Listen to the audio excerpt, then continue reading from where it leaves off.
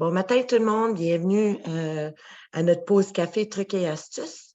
Je vais juste vous montrer ici notre sujet d'aujourd'hui. Je suis désolée de mes petits glitches. Voilà. Donc, on couvre avec Yannick Lagalec, notre consultant SAP Business One, les traitements des factures recevables et notes de crédit. Donc, Yannick, je vais juste te transférer. Ah, Colin, ça va super bien ce matin. Je vais juste te transférer la POC, OK, pour que tu ne partages plus mon écran. Fait que vas-y, monte ton PowerPoint. Ben, pas ton PowerPoint, mais ton SAP. Oui, c'est bon. Trouver.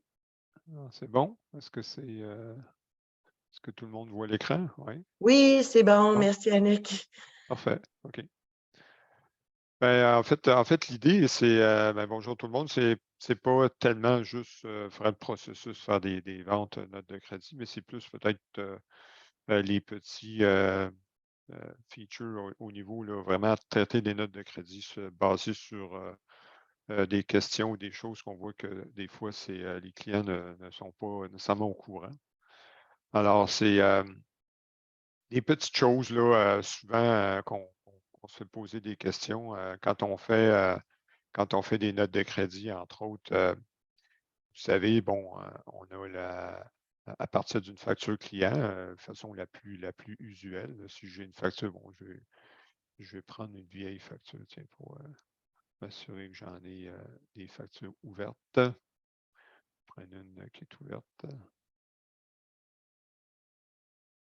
N'importe laquelle. Ici. Bon. Alors, c'est sûr, c'est la façon la plus courante. Fait que ça, c'est du 1 pour 1 où je dis, bon, microchip ici, je lui fais carrément une note de crédit. Puis je peux à ce moment-là, directement de la facture, faire la note de crédit. Je peux changer aussi, je peux la modifier. Je ne suis pas obligé de créditer tout. C'est le même principe si je voulais lui faire passer par un retour. Fait qu'une demande de retour, si jamais le processus, on ne lui crédite pas tout de suite la marchandise. Alors, ça, c'est la façon la plus usuelle en fait, c'est du 1 pour 1. Alors, c'est une facture, une note de crédit, c'est directement relié. Autrement, la façon indirecte, c'est de faire ce qu'on appelle le copier de, OK? Au lieu du copier tout ouvert.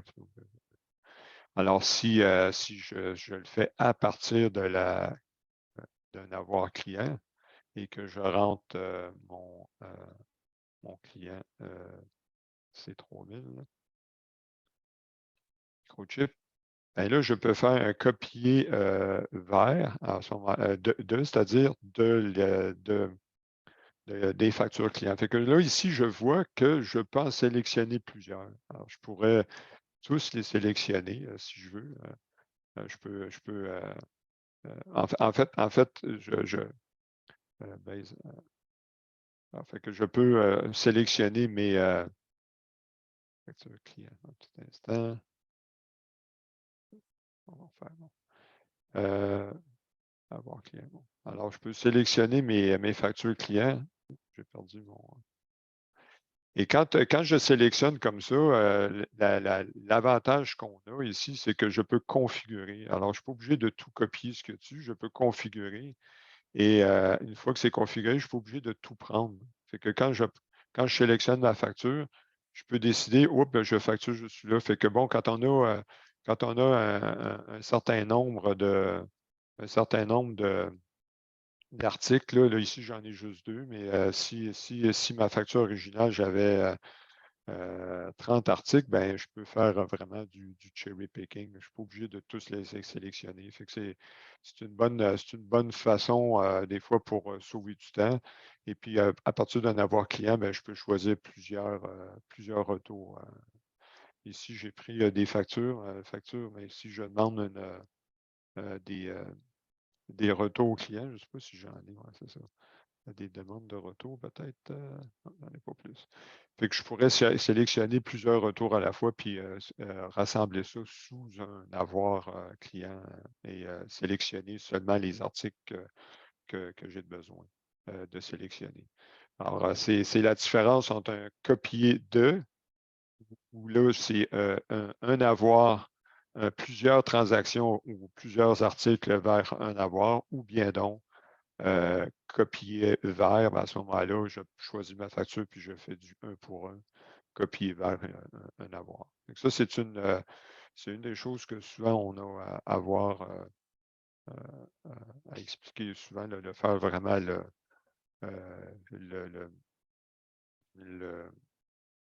la différence entre les deux, entre sélectionner plusieurs ou sélectionner seulement du 1 pour 1. Quand je fais une facture aussi, bon, ça c'est vraiment strictement relié à la facture, mais bon, si je veux payer une facture, entre autres, si je veux payer une facture, ça c'est des choses souvent les gens vont toujours aller dans opération bancaire, encaissement, je fais mon encaissement, je choisis mon client microchip. Je choisis microchip, puis là, je sélectionne mes factures, ainsi de suite. Mais quand j'ai seulement la facture là, fait que je peux aussi sélectionner juste la facture puis l'encaisser directement à partir de ma facture directement. Fait que là, sans passer par l'encaissement, je peux directement, à partir de la facture, procéder à l'encaissement. Mais comme on peut voir ici, je suis sur ma facture 666, bien, quand je le fais directement par de la facture, il me sélectionne tout de suite. C'est déjà présélectionné. Je peux changer mon mode de paiement. Et puis, à ce moment-là, je n'ai pas à passer, à sortir, puis je fais mon paiement immédiatement. Fait que ça, c'est une des choses.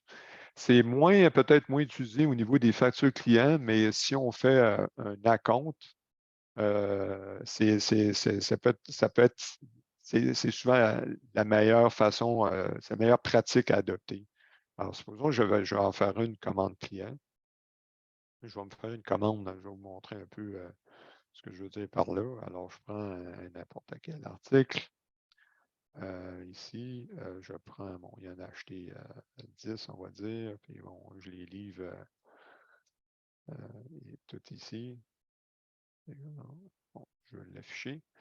Fait qu'ici, si je fais copier vers un acompte client, bien, un acompte client, en fait, ce que le système fait, c'est qu'il crée, c'est une facture quand même, c'est une facture d'acompte où il va tout calculer, il va vraiment enregistrer déjà tout ce qu'il a besoin pour calculer l'acompte. Là, vous allez voir ici dans mon système, je suis en version 10.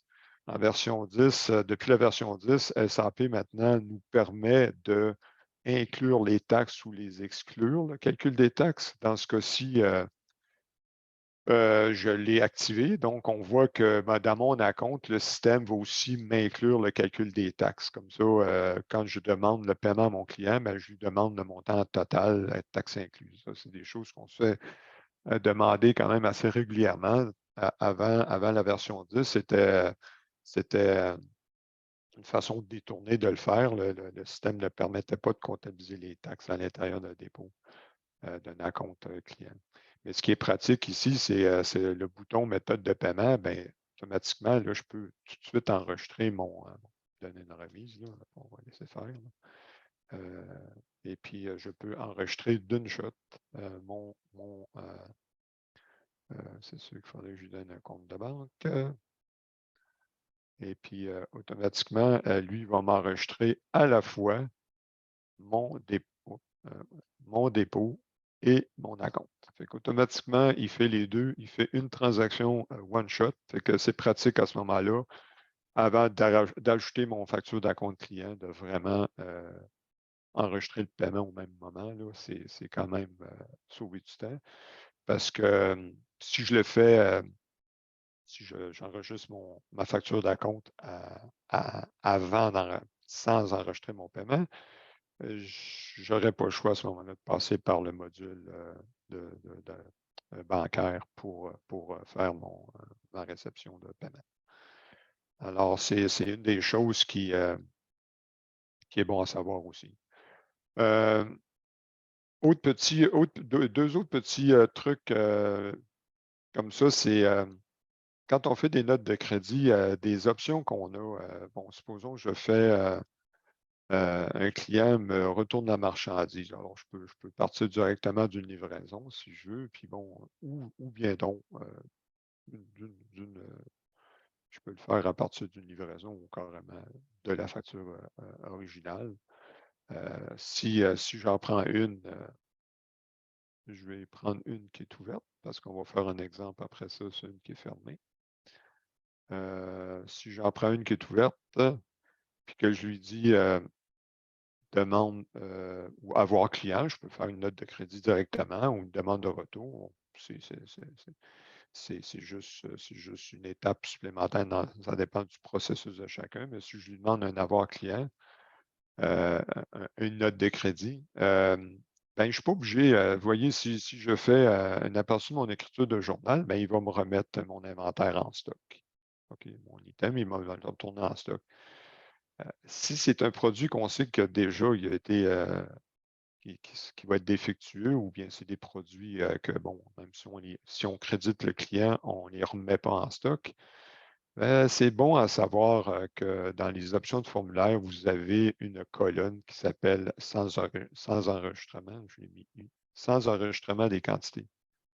Si je coche ça, que vous voyez mon écriture ici, il met du stock, il remet mon stock. Si je coche sans enregistrer le stock, ben là, il ne me remet pas mon stock, il fait juste me créditer ma vente, en fait. C'est ce que le système fait. C'est bon à savoir que quand on fait un retour, peu importe le retour à partir du document, à partir de où est sa source, je ne suis pas obligé de remettre mes quantités en inventaire pour après ça traîner du stock qui n'est pas destiné à la revente. Beaucoup de clients vont préférer dire, bon, ben écoute, moi, quand je reçois mon produit, je veux le remettre dans un magasin spécifique. Bon, ça, c'est une option aussi. Je peux changer mon magasin puis le mettre dans un magasin, on aurait pu l'appeler ici, là, un magasin, mettons, retour pour inspection, quelque chose comme ça. Ça, c'est une autre option. À ce moment-là, je le laisse rentrer en stock, mais il ne faut pas que j'oublie de changer mon magasin pour lui dire, bon, ben, quand ça rentre, va en entrepôt, dans un entrepôt virtuel qu'on appelle retour. Puis il y a une inspection qui est faite. Puis après ça, ben, s'il n'est pas bon, on ajuste. S'il est bon, on fait un transfert de stock. Mais le but ici, c'est vraiment montrer que c'est une option là, de ne pas remettre le stock automatiquement, juste en sélectionnant sans enregistrer les quantités. Bon, si on va après ça, fait que si je le fais, mettons, je le comptabilise. Et puis, on peut voir, bon, les flux des relations, tout ça, ça va tout, c'est bon. Là, il y a beaucoup de choses, mais on voit vraiment, dans ce cas-ci, c'est passé d'un offre client, commande client, livraison, facture. Bon, il y a une autre livraison, facture, celle-là, elle est encaissée, celle-là, ben, le produit a été retourné. Les deux documents à ce moment-là s'annulent, sont rapprochés les uns des autres. Autre petit truc qui est très bon à savoir aussi. Vous savez que vous avez l'option, bon, tout dépendant toujours selon le processus de chacun. On sait que des fois, ce n'est pas toujours possible de retracer la facture. Les produits nous sont retournés par le client, on lui crédite directement. Fait qu'on va faire tout simplement un avoir client. On va aller chercher notre client, il nous a retourné ça, puis il n'est pas nécessairement relié à un article spécifique.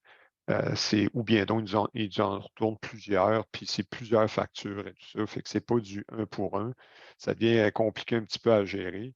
À ce moment-là, bon, probablement beaucoup font déjà ça, c'est de créer un avoir client ou un retour client ou l'autre directement dans le dossier du client. Fait qu'il me retourne telle marchandise.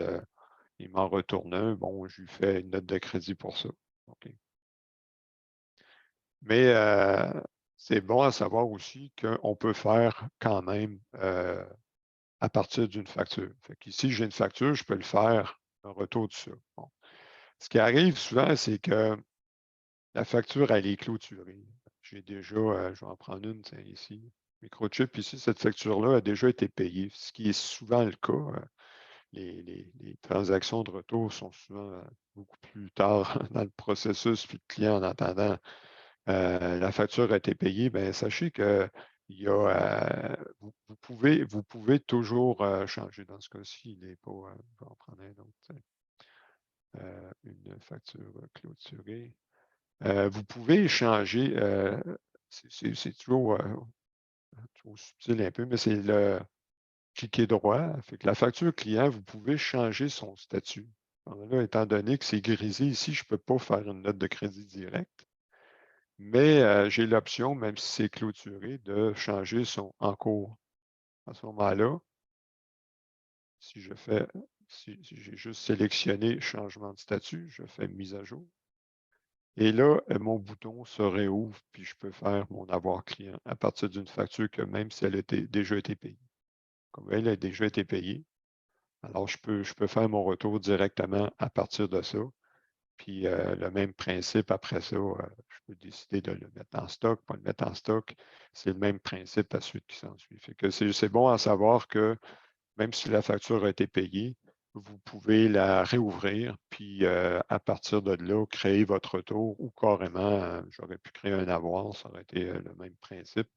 J'aurais pu créer un avoir client, puis créditer, mettons, j'ai en crédit 2 parce qu'ils sont défectueux, puis je ne le mets pas en stock. Fait que ça aurait été le même principe. Dernière petite chose que, bon, qui est aussi pas toujours évident ça ne touche pas nécessairement tous les clients, mais si je prends ceux qui font des acomptes, ceux qui font des acomptes clients, c'est important de comprendre un petit peu comment SAP réagit dans sa façon de comptabiliser les acomptes, surtout au niveau des notes de crédit.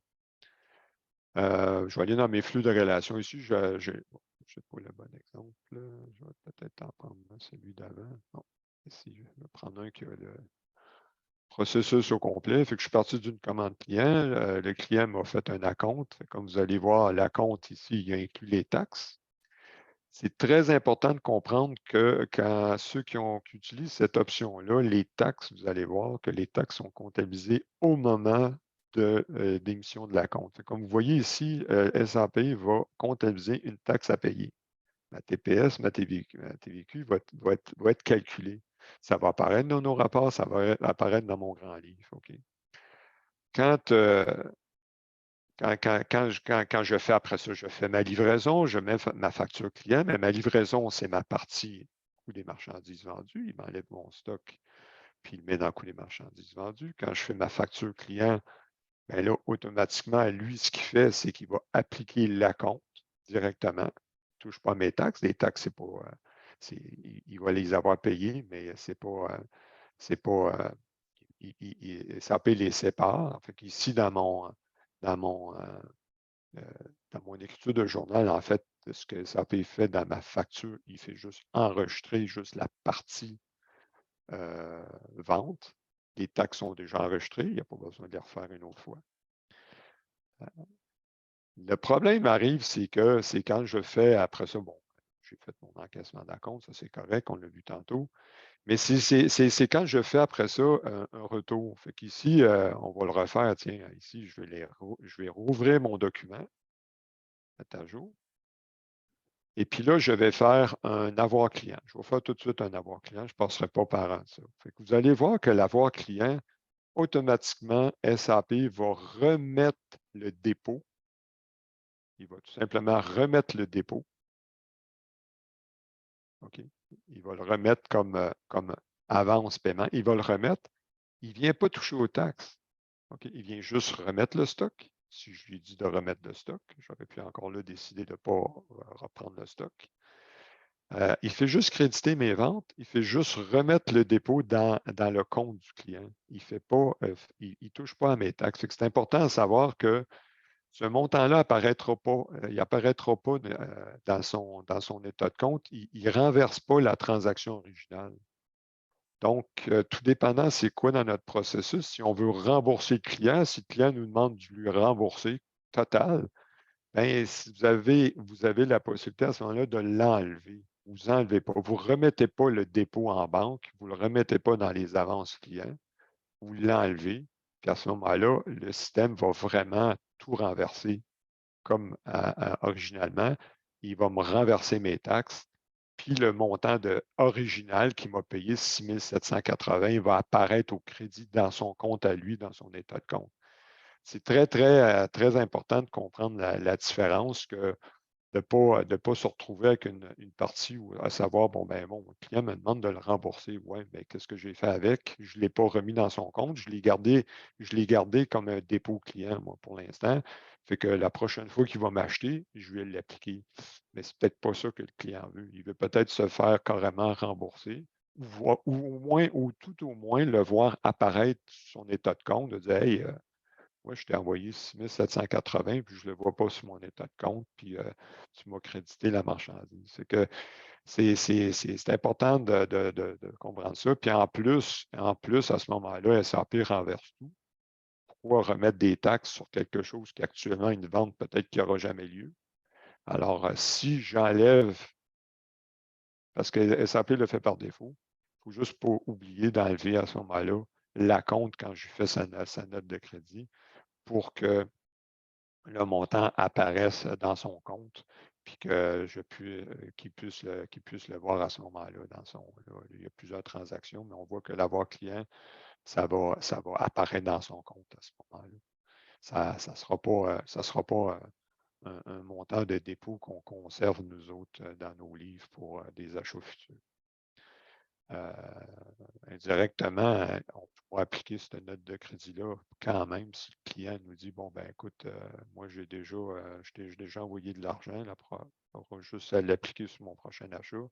On pourra toujours le faire, mais ici, on va voir que là, quand ça ne sera pas traité comme un acompte. J'en ai plus d'acompte pour lui. Là. Ça ne sera plus comptabilisé comme tel.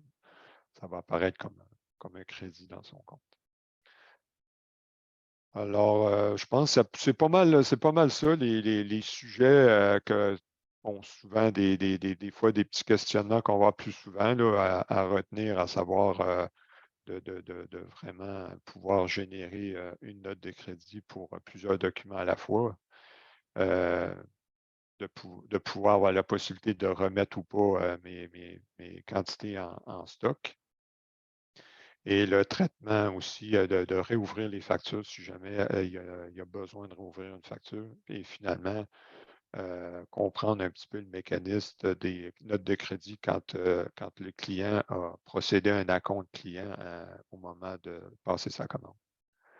Alors, ça conclut pas mal C'est les sujets qu'on intéressant, voulait Yannick. trouver.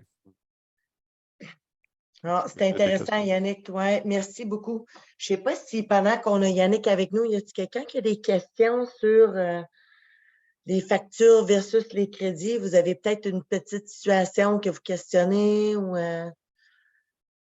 vous avez le chat box en bas, là, Q&A, si vous voulez.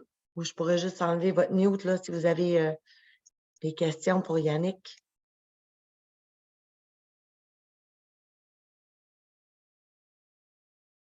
Mais c'est intéressant, Yannick. C'est sûr qu'il y a des différentes situations qui s'appliquent. C'est sûr que non, bien intéressant.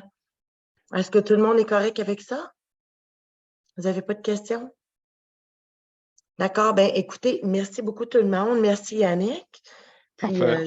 je vous souhaite un bel été. On va reprendre nos pauses café au mois de septembre. Fait que je vous souhaite un très joyeux été. Puis, merci, Yannick. Parfait. OK. Salut, Merci tout le bye. monde. OK. Bye bye.